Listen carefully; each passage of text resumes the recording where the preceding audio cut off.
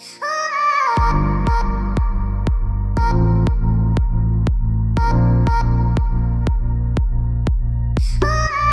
mamuni akwaba eba Melodies TV so assembliesi ewo wale na I want us to share our thoughts on it. Assembliesi answer your better answer. Just do one thing for me. Subscribe and click the notification bell on the so.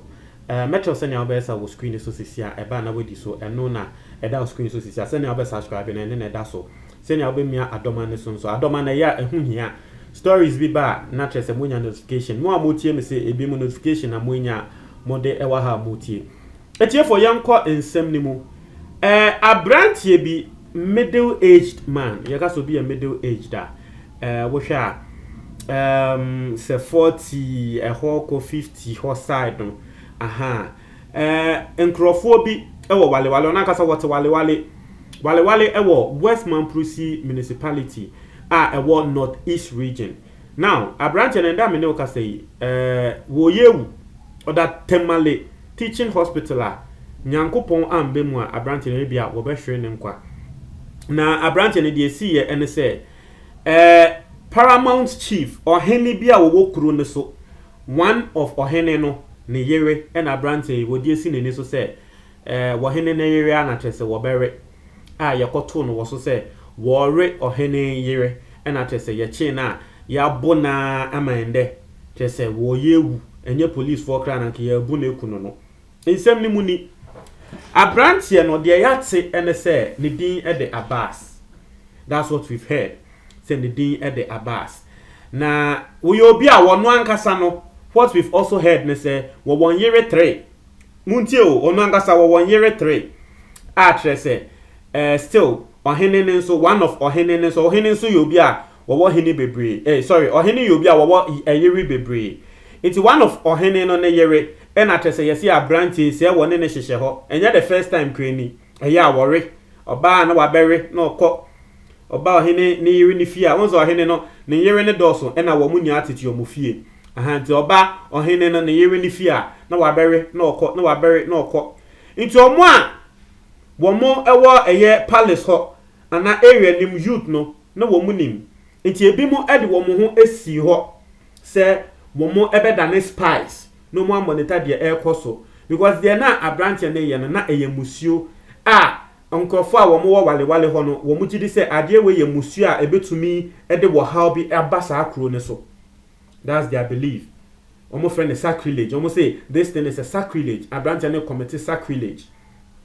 Inti de see ye and say na nkrofo bi monitor wo mo hu ne se wone wo hene ne yere twempena inti ya no mo monitor ende wo ba wo bari ano mo monitor omo hu se one ne ye bibi no ni nna no wo mo monitor wo mo petam wo mo ba che no wo so na ne de wo mo che no pants down se wo re a ontumi ndinai because yes e bia what se wo re won che na ontumi fa nto ne so ena tre se wo mo monitor no mo hu se one day ena tre se Abrantie ne oba na kasa na tre se wo mo hyehye match ena tre se oba ne ka se wo mbra mind you oba ne so wonim enye so oba no setting it up oba no so onim enti oba no so ekatra Abrantie ne say Abrantie ne mbra na Abrantie yi okọ share oba no ne dem a worry enti worry ni na no na spice na etetetete edan ne ho a wo mutie ti o mu hu say aha bibia ekoso no na wo mu bu punu ne ni a wo mu remu afi Abrantie yi na wo da wo bai so a trese ne be me na trese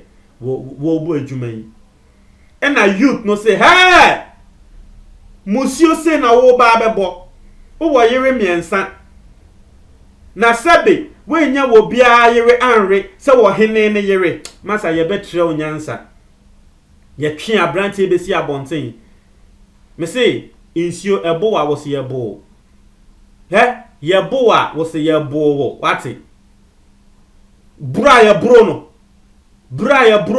na ansa na ye be brono kan ye chetre ne nsa ne nan e na afa ye twi no wo fom ti e no kra no imagine pra wo be pra ansa ne ye bono nti omo bono no omo mo area ho no e bisa se wa ye den aden wo ye kronfo ana because enim se kronfo na ye bo omo sa wa ye den wo ye kronfo ana no waka se da bi wa chese woni ohene ne yere eda wo ya chene se wo re wo hene ne yere into wo moka sa asem na nipa ko a wo twem no na afa aye ne hi aye ne yamo na wono nso e de nebufu ebegu so bo abranche no enye easy nti ya kwaso san won say ade de ni kwaso obviously omo ye e wa bonten enye obi ana nani beje ho nti ho e na bi mu ye fast ekobo police one man say e na ekoso nti the Eastman Prusi Police Command e na chese wo mo ye fast esene police patrol team say wo mo nkonkwaje abranche no ne kre wo mo du ho no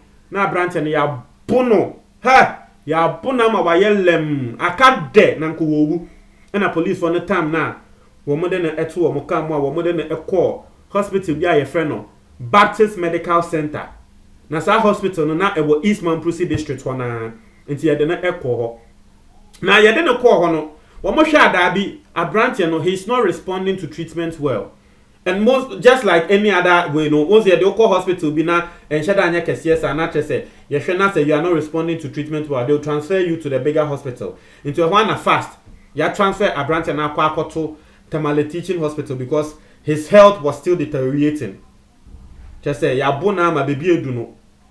Wan show ye kra wo bewu. Into a ho enantempa ye transfer no echo Tamale Teaching Hospital. And na me ne o say or that Tamale Teaching Hospital are seriously fighting for his life.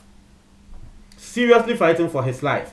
Na asem way once again na ha say no.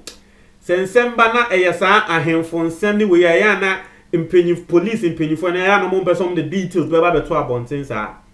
Nti wo hwa the Eastman Prusi Police Commander na kra no. Wo kra asem way yes they were confirming ne say ne kra asem way say ya kan atwam ni na esiye. But he doesn't want to give details as to whether yakoche nkrofo no or hene na yakoche no and an nkrofo no yakoche no and way he doesn't want to give any further details. But also ne kra ne say ade ni de esiye omo wo ho na wo mu enya ntie say ni ye de ya branch bi e wo say wo mo ko ekoje a branch no na wo mo ko ye ekoje no. So that is the story going round and there e wo wale na asem we asem because a lot of wrongs in this issue, a lot of wrongs in this matter, a lot of wrongs. In the first place, me makantam say obiyere that's me my personal decision. Makantam pan say obiyere die dabi me nkon chenda ntama me makano no. Now ebi mo wo ho a wo mo hu ne say eye normal. That's their problem. But that thing is not right. Wangasa o woyere miensa. O woyere miensa. O sanso kofa wo say I don't understand. In bema de to de bia yankasa yente ye ho ase. Oba say wo bi wo girls 4 now so still no ope more wo ware more account say o dwen wo kra wo nti ase. But ni bakono ne preference and the choice no. Now that's the first wrong from the Abrantie no. Because according to what we are hearing no, it is different if Abrantie and Abia na wonim say ohene no ne yere no. The yete and say the Abrantie no wonim. But you see me in yama be say you blame me in Bema na for me I see it very difficult to understand because still wobano so e wo say ye blame no because obano unim say wo kunu e na wobema embema de obema wo hu bibia wobaye na adwen say wo kwa akfa ano wo kwa akje ase jata hu bibia wo pe bia na okọ na wakware okọ akọche sa ade no sa na mbema yete now obano nanka wono so you had a choice to prevent the man because ejise ebia later ye betin sem say ebia obema no edro na wo yusu wo oba ne so ene dey different say ye edro no oyusu wo no so abon so oba na nye nenimu kan na bema na ede are ne ntia na different bananko won yusu edro na nke nenimu kan a we have to blame the lady as well because when him say wo okunu and you are still giving in say another married man ene wo embeda e ye wan kasa wasem. Aside that, yes, the Abrantie na ye no e wrong. But the youth nso eye no nso enye. If you feel say nipa kono we di bone a misusu say the area you live in, because you have a paramount chief, no, you have rules in the land. Na nka momfa no nkɔ ahemfie na charge bi a mode bɛbɔ no momfa mbɔ no, but say motwe na ba abonten abo no with the intention of killing him, no, it is not good. It is also not right, because we've always been speaking against things like this. Ati ase wo asem we ni na no obekom kra no na tre se ono wo hene na yewe wo no ankasa na yewe ne kra no ebia no ono kra wanfa ne nsa anka abrantie no wo bia wo no da ne baby a wo no je se asem ne mfa ne ho esan se wo eye ohene no na aseminti obehun se wo no e de ne ho abehye a wo no mom ebo abrantie no, but ohene ni mom a eye ono na yewe a yere no bonse wo hene ni mom won koto ne nsampo ebia no no wotena ne palace so e na wasoma se yenkochi abrantie na na bibi. The youth no e wo se ye hweye ende asemba ye chi wo hene na obetumi ye ne ho afi asem ni mu. Ohene ni betumi aka se wo no de wansoma wo bia se wo monkobo abrantie no obetumi ye ne ho afi asem ni mu. Mo amode mo nsa kan abrantie no we ye betumi ache mo for attempted murder na mo ye ku no, mo amode mo nsa mo de mo bomba se mo ongu, mo amode mo nsa ekan abrantie no mo na mo ho beba asem. Ohene ni nya good lawyer bia wo be gi na fi asem ni mu ye be bisa se uhu ohene no wo ho ohene be deny se wan soma mo na mo de mo pe ati ase itimesre mebunu no. We shouldn't allow ourselves to be used for things like this. We shouldn't. We understand you have affiliations. Eye wo hene or can say ye bibia wo beye.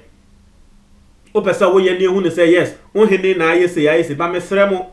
O hwe na ade ne ade asembe ba, hye wo fie o. Ti na wo fie yare kraba. Corona ba, abranti amakoche no mo bu ni. Iti later mo be hu ne say abranti no wo corona wo de amamo a. Se mo be hu say ensemfo na se be mo edi. Mo be hu say ensemfo na mo edi. Wakoso ni mo abono na ebia wenya corona ni bi instant karma no. You see, mo try mo adwo comment box mo tie for me da ase.